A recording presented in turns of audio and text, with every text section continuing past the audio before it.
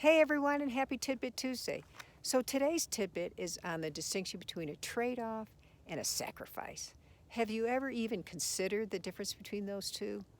I hadn't either until I was having a conversation with a friend a couple of days ago, and those two terms came up, and I thought, that might be an interesting tidbit.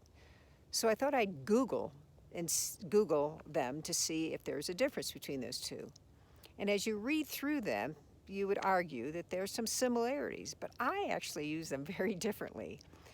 And in fact, I use the word trade-off a lot in my everyday language to mean something that I'm moving toward or something that's an exchange for something else versus something that I'm losing or leaving behind or sacrificing.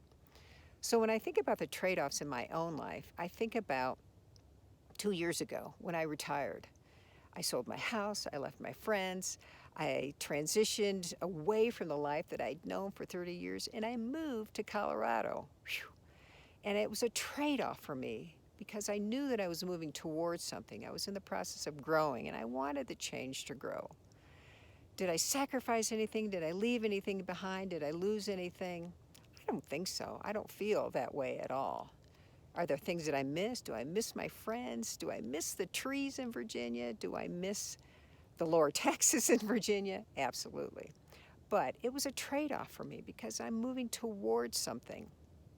So think about the decisions that you've made or the choices that are right in front of you, and how do you look at those? Whether that's a change in a job or change in a relationship, or if it's a move to another location, how are you looking at it? Are you looking at it as a trade-off or a sacrifice?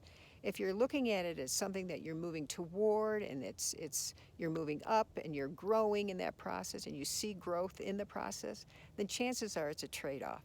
But if it's something that you are going to give up and that you're going to leave behind and you're going to lose and maybe even might find some regret in that, then chances are it's going to be a sacrifice.